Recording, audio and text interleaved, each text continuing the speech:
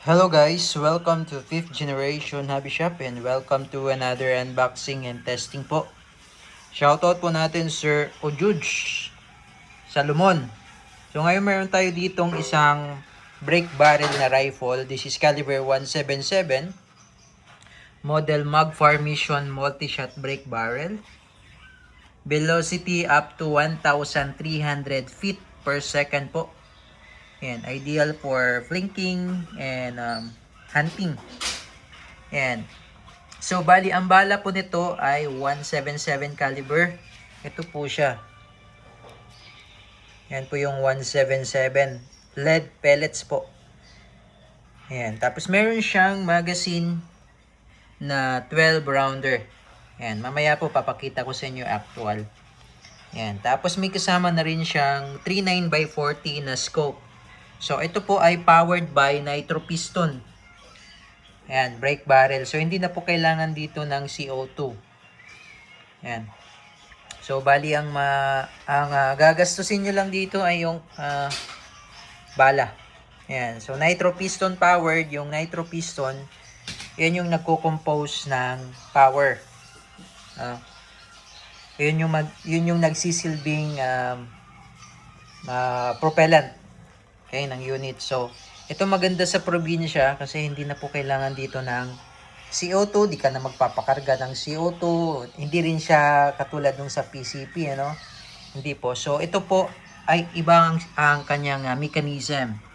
Ito po ay powered by, ulitin ko po, powered by nitro piston. Okay, so ano ba yung nitro piston? So, ito yung itsura ng piston. Yan. Para siyang shock. No, para siyang shock ko. Yan. So, once na binali mo siya, magko-compose o magki-create siya ng pressure para itulak na yung projectile, yung ating pellet or yung 177. Yan po yun. Okay? So, yung sight niya na adjustable sight. Ito yung magazine niya, 12 rounder. And, okay? So, all-weather stock siya, 2-stage adjustable trigger. Tapos naka-rifle steel barrel na po siya with Quietfire technology sound suppression. So, ibig sabihin, mayroon siyang built-in sound suppressor. Ayan. So, yan po yung Magfar Mission na mayroon siyang magazine. That is why it is multi-shot brake barrel. So, buksan na natin para makita nyo po actual yung unit. Again, shoutout po kay Sir Ojuj Salomon. Okay, so yan po yung unit. Ito po yung kanyang magazine. Mamaya po, ituturo ko po sa inyo yung paano po ang paglo-load niyan ng bala sa magazine. Ito naman po yung kanyang scope. Tapos yung mounting. Ayan. Okay, alisin lang po natin sa plastic.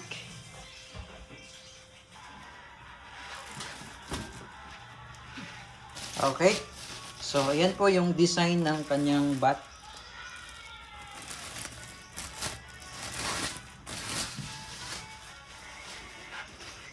Ito yung kanyang iron sight na na-adjust po yan, windage and elevation. Ito po yung elevation.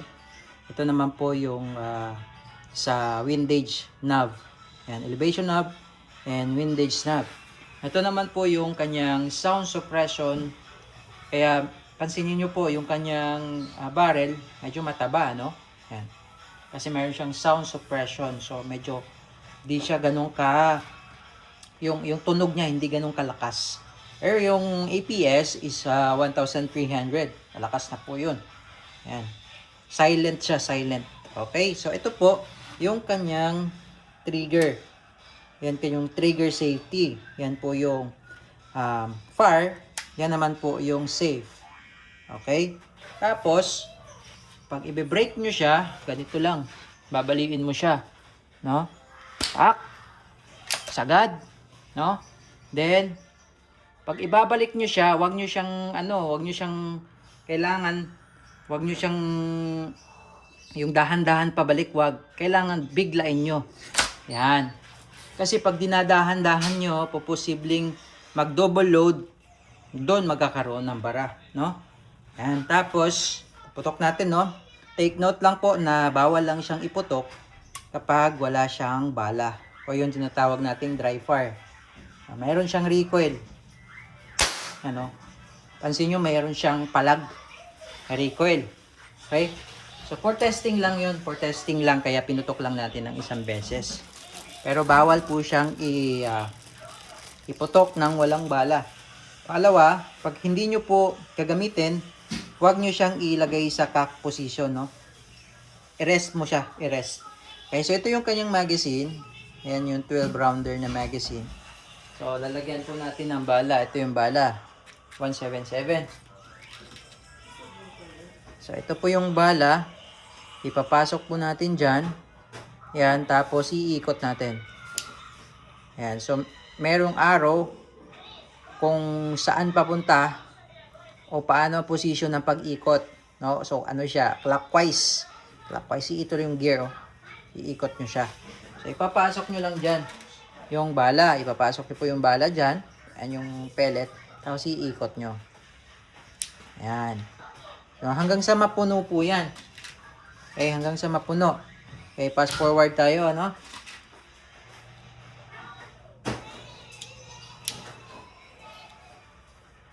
Okay, so ayan, puno na. So, 0 na po indicator. Indicates na puno na yung magazine. So, pag 0, wag nyo na pong lalagyan tong part na to. Kasi doon natin to ilalagay doon sa may pin, doon sa may barrel niya. So, pag nilagyan nyo to ng bala, hindi nyo to maipapasok doon. Yan, pag 0, wag nyo na pong lagyan yung space na to. Okay? So, ngayon, yan yung facing.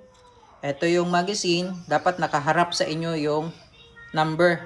Yung number, no? Hindi pa ganyan. So, pag ilo-load nyo pa ganyan. Yan. Tapos, ididiin nyo dapat may clicking sound. Okay? Maririnig nyo yung clicking sound. It means, nag-lock na siya.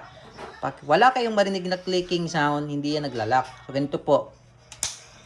Yan. Okay? Ngayon, pag aalisin nyo yung magazine, hugutin nyo lang. Ngayon, pag hinugot nyo yan na meron pang bala, yan, posibleng malaglag yan. So, ingatan lang natin yung magazine kasi wala po tayong spare mag pa nito. Wala pa po tayong available na spare mag. Just in case na nasira yung magazine, magmamano-mano tayo. Meron manual load dito sa ilalim. So, mamaya ko na ano sa inyo. Ito na lang, papakita ko na sa inyo. No? So, pagka, limbawa lang po, nasira yung magazine, manual load. Dito po, babaliin nyo siya. Tapos, dito nyo isusuksok yung bala. Oh. Diyan. Diyan nyo ilalagay yung bala. Hindi po dito Hindi po dito. Diyan po yung daanan ng hangin. Dito po ilo-load ang bala. Pag, kunwari lang nasira na yung magazine. Oh. Kunwari lang. So, pangalawang putok. So, take note lang, bawal lang talaga siyang iputok ng maraming beses na walang bala. Okay? Yun, pinakita ko lang sa inyo para makita nyo kung paano yung pagmamanual load. Okay? So, bumalik tayo sa 1 kasi tinanggal natin yung magazine. So, ibalik natin sa 0.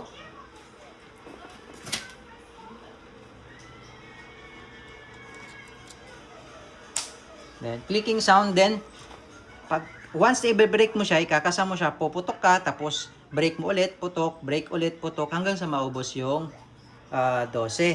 Okay, so ganito po.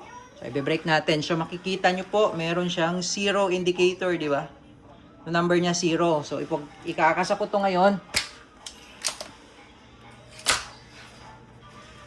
Meron na siyang 1. Okay, that's first shot. Okay, so, testing po tayo.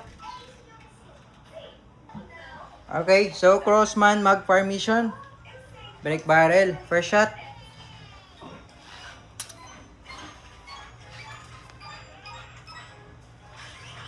Firing. Ayan. May recoil siya, malakas. Ngayon, babaliin ulit. Kailangan pag binali nyo, pag binalik, kailangan bigla. No? Huwag siyang dahan-dahanin. Ayan, so meron na siyang indicator dyan. Number 2. Okay? So, putok lang ng putok hanggang sa maubos yung 12. Ayan. So, ganun lang siya. Ganun lang kadali. Ayan.